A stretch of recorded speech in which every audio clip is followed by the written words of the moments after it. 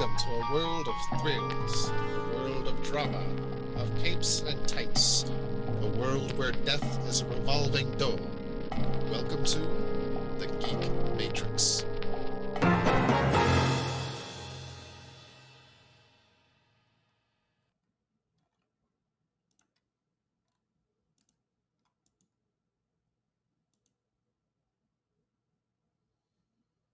Hey, everybody.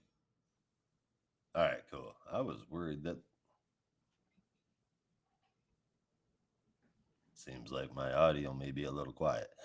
Um, I was worried that you couldn't hear me at all, and now it looks like you can. Apologize if it is incredibly loud. Don't know what my microphone volume was, but I know it was all the way down just a second ago. So here we go. All right, welcome everybody to the Geek Matrix's DC Comic Review Show, episode 226. We are covering the comics that have been released for the week of November 29th, or excuse me, November 27th. We're releasing a day late, and it's all by myself. That's why it's such a special episode. I am without my co-hosts, both Rob and Brandon. They are in transit in different regions for different reasons, and so just stuck with me. So you're gonna have to deal with that kind of stuff. Uh, um, um, we got lots of books to talk about, so I'm gonna get to them pretty quickly. Before I do, I want to remind everybody next week we've got coming the Aquaman by Peter David omnibus for 150 bucks. Uh, Another one I know I'd love to get. I'd like to get that one, but also Injustice Gods Among Us Compendium, Volume 1 for $60. And releasing a hardcover from left field and out of nowhere, Absolute Transmetropolitan for $150. And Warren Ellis aside, man, that's a hell of a story. That's a hell of a story, and definitely worth the money. But for the books that we have this week, it is absolutely insane. Variant covers that came out this week that I thought were awesome. Joelle Jones and Stephanie Hans break out the big guns for their covers. So good. Glenn Melnikoff on Nightwing 120. And for Justice League Unlimited, there's a lot, but I would keep my eye out for the Jim Lee, Andy Kubert, Baines, Edwin Gelman, Yasmin Putri, and Daniel Samperi. Those are all just so good. David Nakayama on Black Canary, that was awesome. And both Jeff DeCal and Tiago De Silva do killer covers for Power Girl. I mean, killer covers. And for our honorable mentions, we have just a few. Um, uh, Coming around again as everybody expected. Batman, Santa Claus, Silent Night Returns, #1. It's as big and bombastic as you could imagine, and really, really fun. It's an 8.75 out of 10. Batman the Brave and the Bold, #19. Five good to great anthology stories. Um, it keeps me reading. It's always something that I want to grab. And if you want to read comics with minimal investment and still have a good time doing it, this is a great way to go. 8 out of 10. Batman: The Long Halloween, The Last Halloween, #3. The Crazy continues. I'm still reading it, but this one did take a dip from me. 7 out of 10. Multiversus Collision Detective #6. Dash was turkeyed out this week, but maybe he'll do a review for that one next weekend. Power Girl #15. This is a damn good book. I wish I could force my co-host to catch up on it so we could be added to the weekly main show. Seriously, it's that good on a consistent basis. 8 out of 10. And I'm going to put Harley Quinn 45 here. Harley Quinn's book has gone a little I'm not really sure how to say it. It's unfortunate. It's the the art feels very Looney Tunes esque. Her new costume, which was unnecessary, is it's so much like punchlines. It's ridiculous, like a lot, and that's not good. The story kind of feels like it matches the art, which is just cartoony. I'm having a like the first issue I was okay with, but this one I just can't get into. I I just I couldn't get into this one at all. If I'm being honest, and I don't know if I can get into the new direction. 6.5 out of 10. It was all right. Um, a little bit less than average. And those are all the honorables worth mentioning. So I am going to take a quick second here to mark down time for commercial when I upload this to Spotify here shortly. And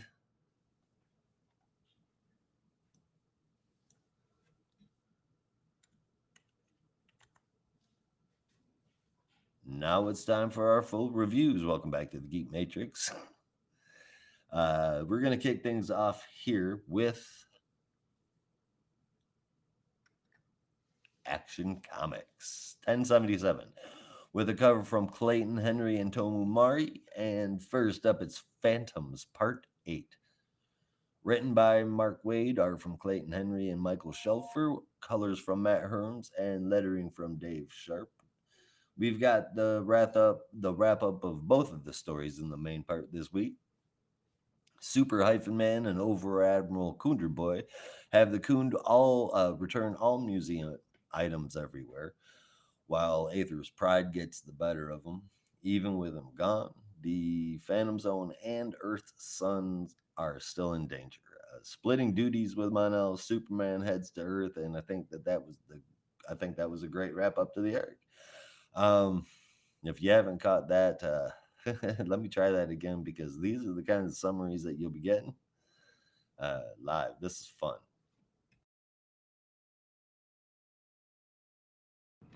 Ooh.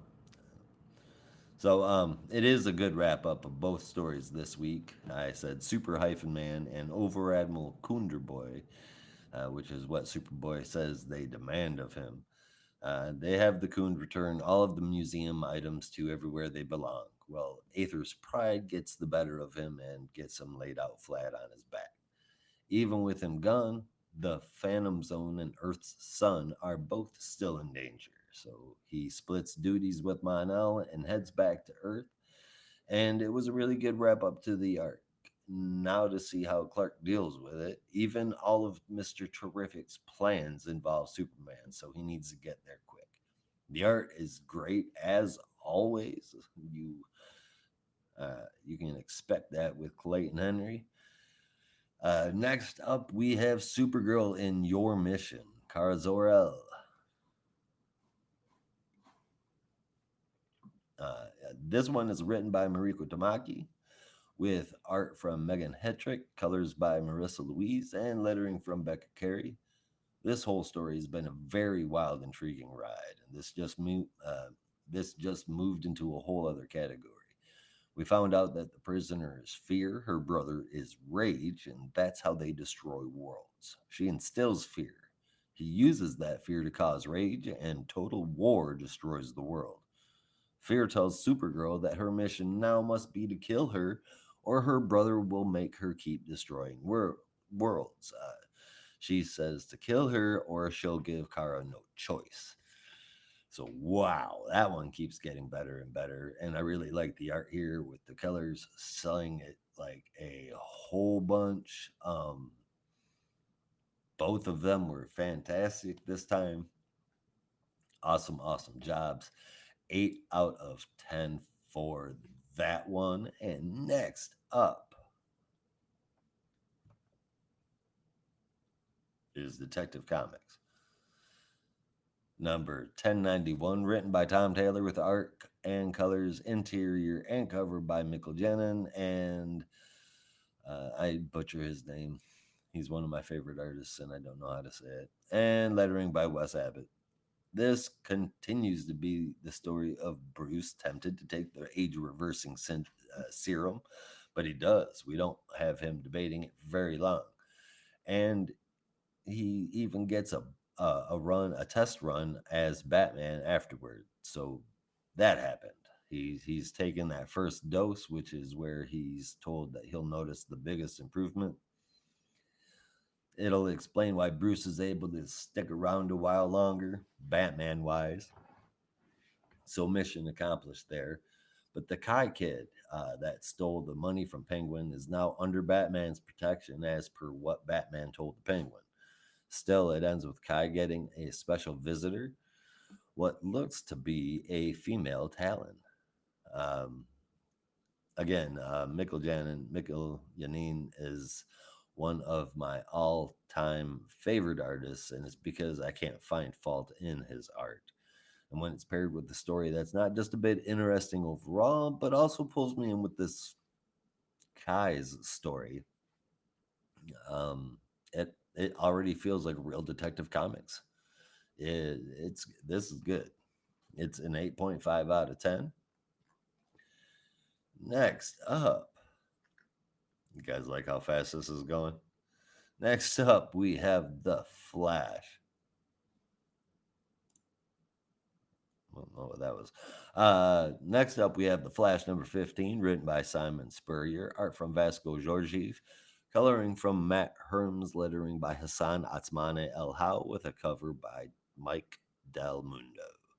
So things are crazy in Flash. Wally now able to split in two, thanks in part to his new costume, which helps allow him to access powers of the deep change, which is where he was during that time against the stillness and the arc angles.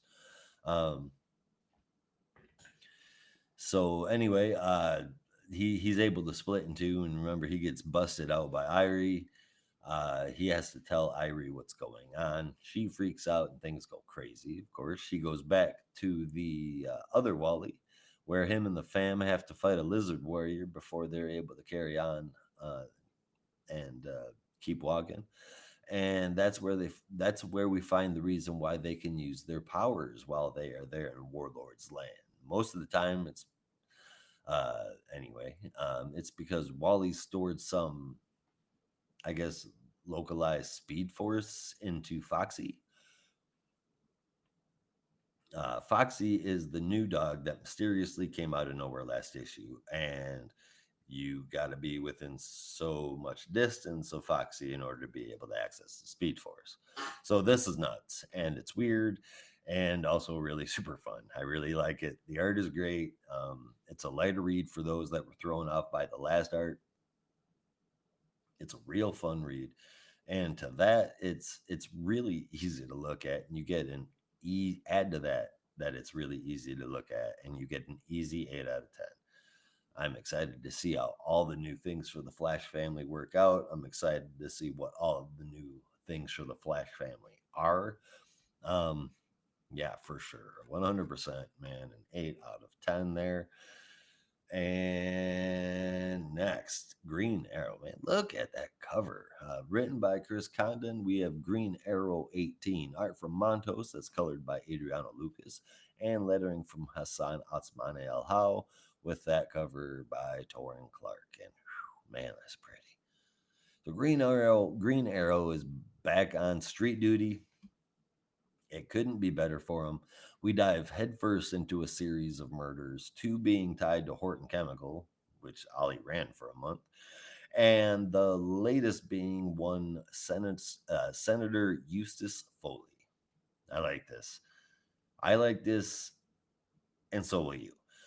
Montos, thank you. This was a pleasure to look at, and the story is just what I want to be reading for a Green Arrow book.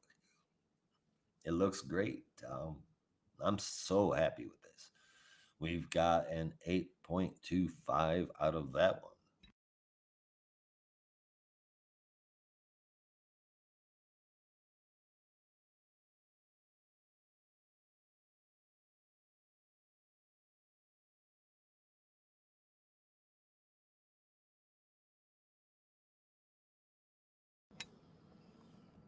right, next up, not Harley Quinn, Nightwing. Um, written Nightwing number 120. Written by Dan Waters with Dexter Soy on cover and interior art with colors from Veronica Gandini and lettering by Wes Abbott. Spheric, we met them in the last issue, after the explosions, has interjected itself into Blue Haven's city as a police force to combat the terrorist attacks. And they've been officially deployed. They are the ones who did it, and they are blaming gangs, setting other gangs against each other, basically turning Gotham into a war zone to make it look even more so like they need to be there. Magistrate, anybody? Nightwing's going through some Batman level bullshit right now. They call themselves the Helios Project, by the way. That'll probably come up later.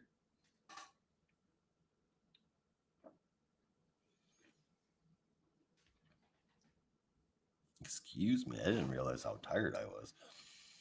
Need to mainline some caffeine.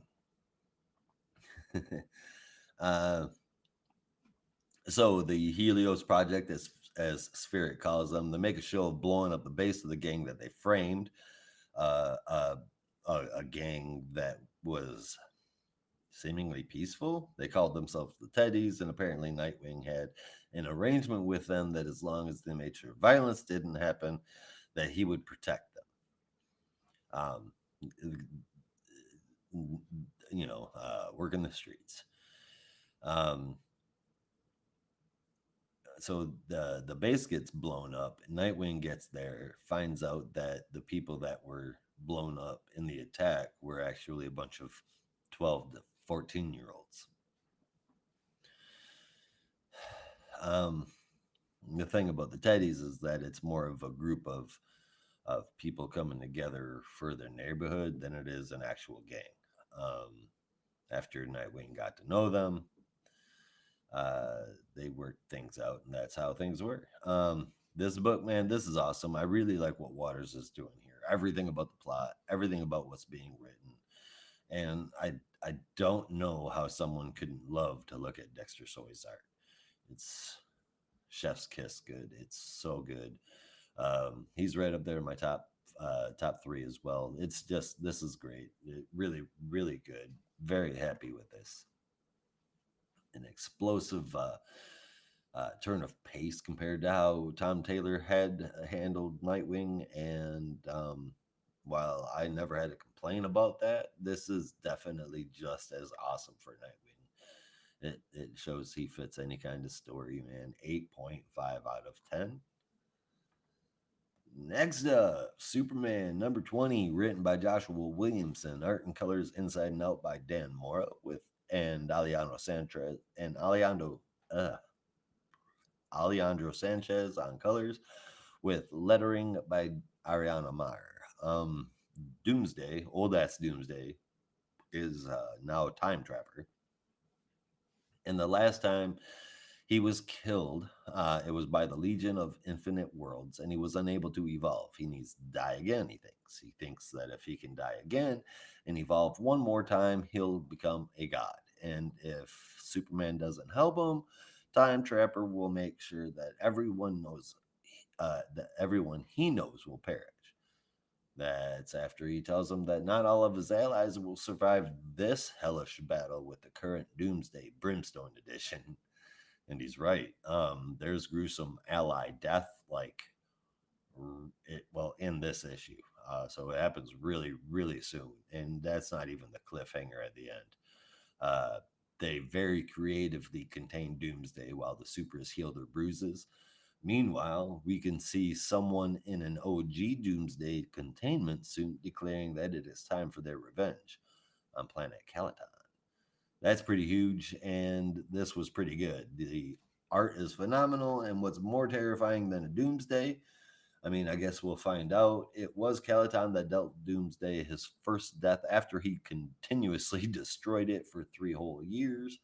So, hell of an issue. I can't wait to see what's coming next. 8 out of 10 for Superman number 20. Black Canary Best of the Best #1, written by Tom King, art inside and out from Ryan Sook, with colors by Dave Stewart, and letters from Clayton Coles.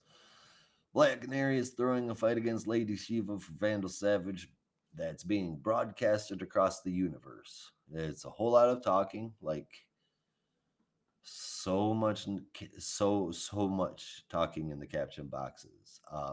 But it is very typical of what you would hear from the start and into a combat sports fight from the announcing team. It's exactly like that. It's a whole lot of prattling, and I've given you all of the information that was presented in the book in just under 30 pages. That and Diana's mom is old, maybe sick. We see her bald. The art looks great, but I can't figure out what it is that should interest me about this story. I mean, when I'm thinking ultimate fight against Lady Shiva, Black Canary, while a very badass fighter, and I mean, I do love Black Canary. It's not somebody that I would have been like, you know, who we should throw up against Lady Shiva. So definitely not in the top five anyway. But I suppose that there's that's part of the mystery of the story. It's just it's not set up in a way that's intriguing. I don't know. It's very, very typical Tom King fare with very, very good Ryan Sook art. 6.5 out of 10. Um, Absolute Wonder Woman #2. Right there. That is a hell of a sword, is it not? That's some Cloud Strife sword stuff. Or was that his name? Cloud Strife from Final Fantasy. Yeah, I think so.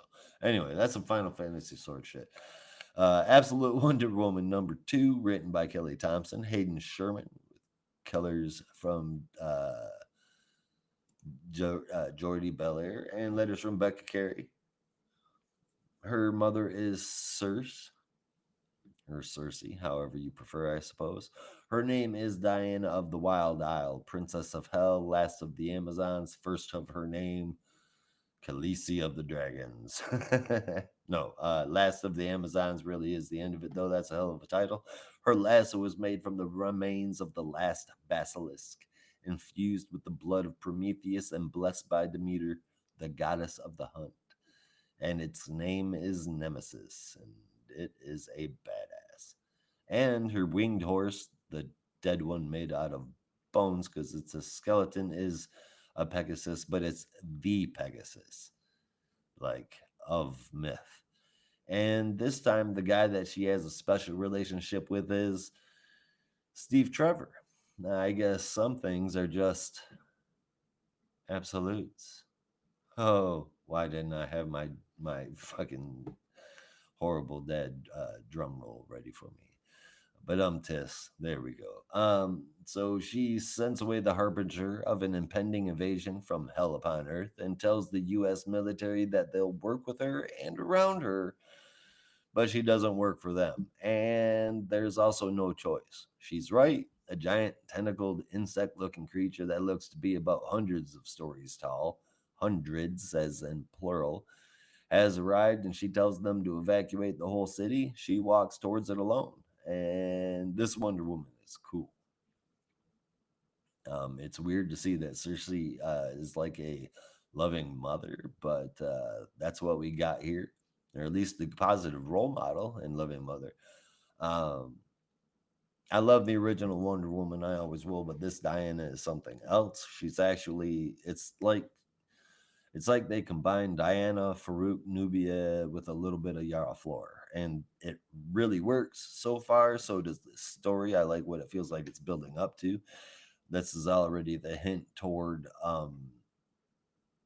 us being basically told that other people will be coming together to battle this gigantic monster, or maybe a larger part of the evil that's coming. So that's mentioned in this issue. The art is really cool in most places, if I'm being honest. And others, I want it to be more. I'm thinking of a straight on shot in particular that I really was not fond of. But I guess art style is art style. I really like this so far. It's a great book overall, and it deserves an easy 8.5 out of 10 this week. That's how much I enjoyed it. And finally, Justice League Unlimited #1, written by Mark Waid with art inside and out by Dan Mora, with colors from Tamara Bonvillain and lettering by Ariana Marr. First panel. The team assembled here is Superman, Wonder Woman, Star Sapphire, Black Lightning, Kid Flash, and Firestorm. The cast is going to rotate that much. That is cool. Okay, so Red Tornado is calling the shots in the tower as it's uploaded, basically running as the AI behind the watchtower. He's keeping an eye out. He's got access to everything, so uh, he's shouting out jobs and the perfect teams to go take care of those jobs. It's awesome. It reads really well. It sets things up perfectly, and it makes it fun to do so. There's quite the twist at the end that I don't think any of us saw coming. But if you're listening, Mark, thanks for not using purple. And I thought it was a really good time. It looks absolutely stunning, and it makes me really want to read more. I have one hesitation, and and then I'll give my story. One hesitation is I really hope that this doesn't feel too much like a world's finest story that he's written. 8.75 out of 10. I'm excited to see what's coming. And now for the end of the show already. My top three and favorite moment in third place is going to be Nightwing 120. Absolute Wonder Woman #2 comes in at second place, and in first place, Justice League Unlimited #1. With my favorite moment this week, it's going to be a peaceful Thanksgiving with family. It was the first one in a few years. Usually, I am alone, because my family would go and visit their family. Um, and that is it. So, up next week, what we've got coming here: Absolute Superman 2, Action Comics #1078, Batgirl 2, Batman 155, Birds of Prey 16, JSA 2, Poison Ivy 28, Shazam 18, and Two-Face #1. We've also got DC Horror Presents The Anthology #2, DC Horror Presents Creature Commandos #3, DC Batman Smells Robin Laid an Egg #1, The Batman and Scooby Doo Mysteries #12, Scooby Doo Where Are You 131, Batman Santa Claus Silent Night Returns #2, Little Batman Month 1 #2, and Plastic Man No More #4. Man, I'm looking forward to that. Also, don't forget about that Aquaman Omnibus, Injustice Gods Among Us Compendium, and the Absolute Transmetropolitan hardcover. That's it, and that is all. Uh, I don't know if anybody had enough time to get joining on there this week, but thank you for watching, and more than likely, thank you for listening. We will be back next week covering all of DC's weekly releases, same geek time, same geek channel, and I promise next week more geeks. Won't just be me, and it will have a little bit of substance. But I didn't want to not put a show out this week. But speaking of shows, that is the end of this one. I am getting out of here, so you will have to as well. Be careful out there, and remember, in the Geek Matrix, everybody has a home. In the Geek Matrix, you are not alone. Peace.